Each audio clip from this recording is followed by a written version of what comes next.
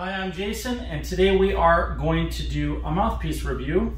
And I've got a lot of mouthpieces up here. I am just going to start all the way on this end and work my way over. So you can see there are a lot of mouthpieces here. I'll just can over them. And we have many more than this, but that's what we're starting with for my mouthpiece reviews for 2022. Set this back down. And the one I picked up is a 16C4-GP. Now GP, it's a Yamaha.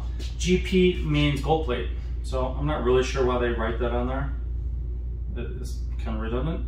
But it's gold plate. The under part of it is in silver. They always look like they come apart because they mask them when they plate the top half. But in reality, this really is just all one piece. And it doesn't come apart. So this is a Yamaha 16C4. I'm going to take my regular mouthpiece out and we'll play it for a second.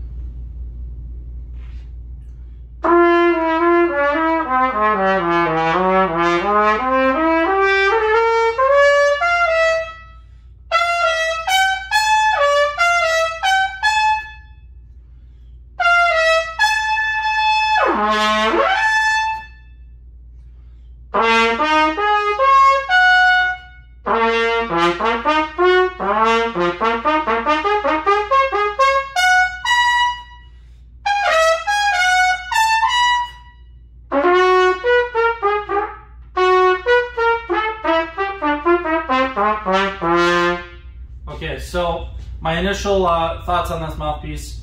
The rim shape is not really the shape that I personally prefer, and I can feel that right away. It's not really uncomfortable, it's just not comfortable enough, which I find very commonly with Yamaha. They have kind of this middle of the road kind of approach to everything they do. You know, like they make jet skis and motorcycles, and of course trumpets and all kinds of instruments and moving things. And they always tend to be like really good, really consistent, but middle of the road, kind of plain Jane stuff. And this mouthpiece is no exception. The rim shape is about as average as they would come. It's, I guess, what you would call somewhere between semi-flat and round. So it's mostly round. It's a little bit of flatness at the top. It's not uncomfortable, but I definitely wouldn't want to play it for a long time if I had the option of playing on something else. I can feel that.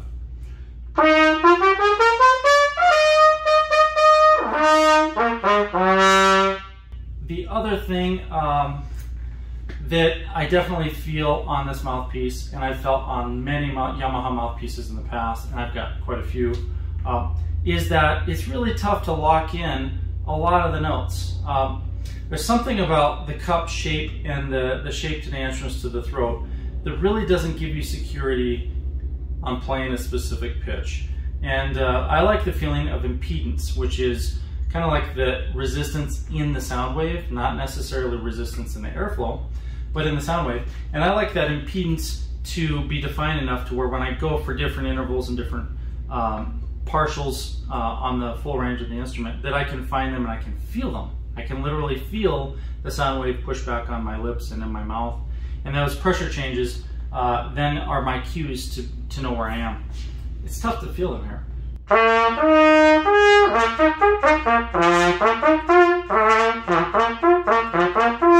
They're fine right here. The low register is fine.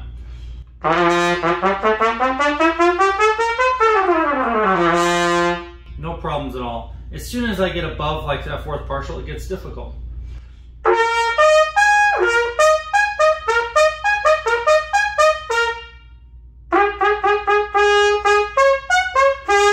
I'm really working hard to make sure I hit those. I almost have to just overly tongue to be accurate. And if I don't do that,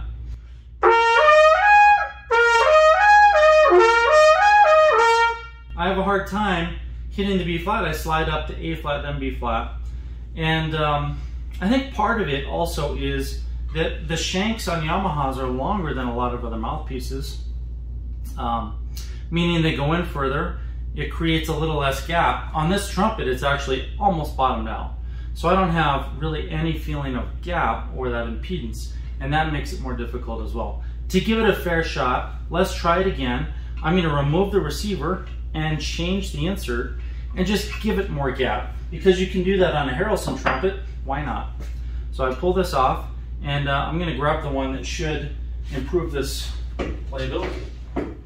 So this is the one that was in there. It's a 342 number 8. So that should give me 80 thousandths of gap on a Harrelson mouthpiece and on most mouthpieces. And the one I'm going to put in there is a 14. That's going to give me more gap. I felt like there was no gap with the 8. And if that's true, then what I should feel is 60 thousandths of gap. Drop this insert into the receiver, and then I'm going to screw it on. And now we can test it with the 140 or 14, which I'm guessing is going to give us about 60 thousandths of gap. Hopefully this solves some of that problem.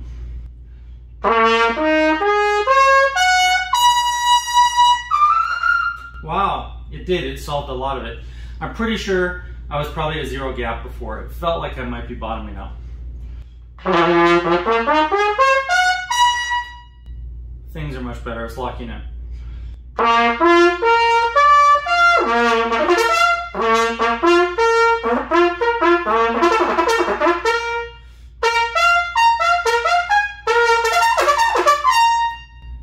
Much better. I feel like things lock in better. I still don't like the rim as much, but locking in is better with that extra gap.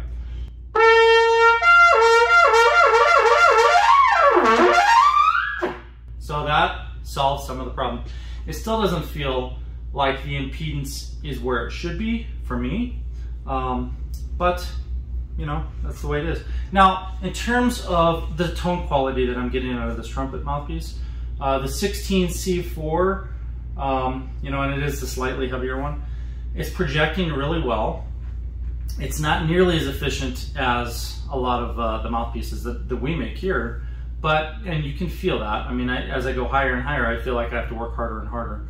But at the same time, the tone color itself is very brilliant. It's not a warm sound, it's more like just really bright. And you're not going to get warmth out of this mouthpiece, or out of hardly any Yamaha mouthpieces. They don't really have the breadth of color that you can get out of other mouthpieces. I'm just trying to play with the biggest, warmest sound possible.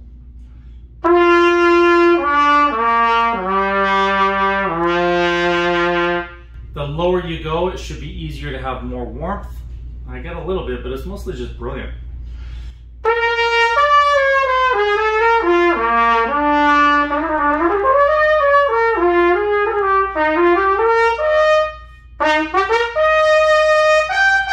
It's very, very difficult to make a warm sound on this mouthpiece.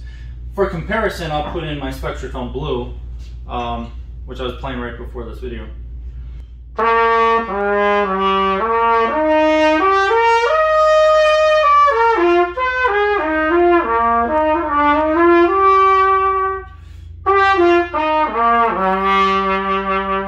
That's just filling the whole room. It has some vibrancy to it, completely different than the Yamaha. And in all of my videos this year, you're gonna see me compare to other things.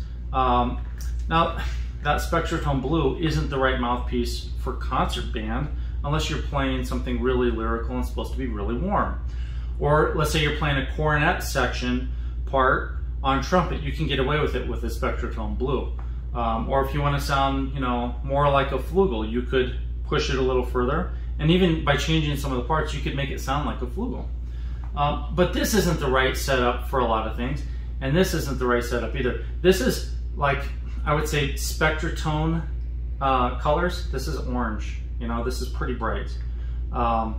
And we can also compare it to the Spectratone Yellow. So let me grab that. Okay, and that's this mouthpiece right here. So there is the Spectratone Yellow. And again, the reason I'm comparing is so that we can hear what might work for different genres and compare it to the Yamaha. Some of you are coming from Yamaha into the Spectratone series, or you have a 5mm. You want to know how they compare? Well, here you go.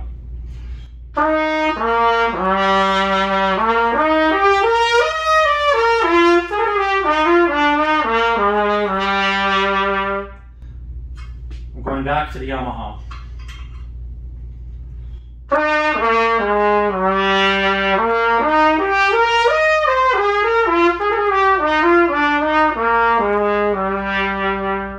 So basically the Yamaha is a little brighter than the Spectratone Yellow, but it's interesting because the Yamaha doesn't seem to have as much vibrancy as the Spectratone Yellow. And I wouldn't know that without comparing them back to back.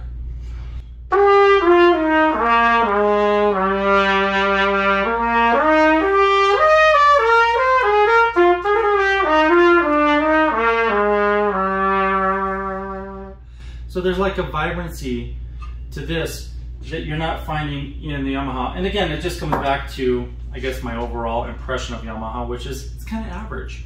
But the nice thing is it has an average price. Like, they literally take the whole market and they look at all the pricing and they just produce to fit in the average. They want to be comparable to like Bach and Schilke and some of the pro, like entry-level pro horns, you know, like a Bach Strad, be like entry-level pro. They want to be in that range, but they want to be very consistent and, again, very average. And there it is. It's an average mouthpiece. That is the Yamaha 16C4. It's a good mouthpiece. If it came with your horn and you need a backup, perfect. So I want to thank you for joining me on that fun little adventure. I was playing on Jen's Summit 1, so this is Jen Sandquist's Summit 1 trumpet, and she's kind enough to let me borrow it for these videos because right now I don't even have a trumpet except for the Medusa. So until I build myself a new horn, I'm playing on hers. And yeah, join me for the next video. I'm also going to be doing comparisons between trumpets in the showroom, so watch for those. Remember, we do have these Exposition Series wall displays for sale. If you're watching this video before May 20th, they're on Kickstarter, better deal.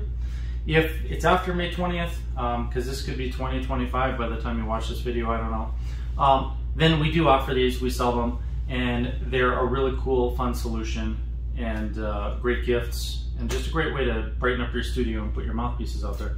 The other thing I want to mention is that everything that I show you and that I work with you on, doing comparisons on mouthpieces and trumpets, is all related to Trumpet Momentum, which is basically a system that I have that helps you learn how to play the trumpet, understand the physics and the natural way to play the instrument. So if you're interested in that, then check out the Trumpet Momentum Facebook page, go to yharrelson.com, and you can find the Trumpet Momentum actual work page where we go through and we'll work through all the lessons.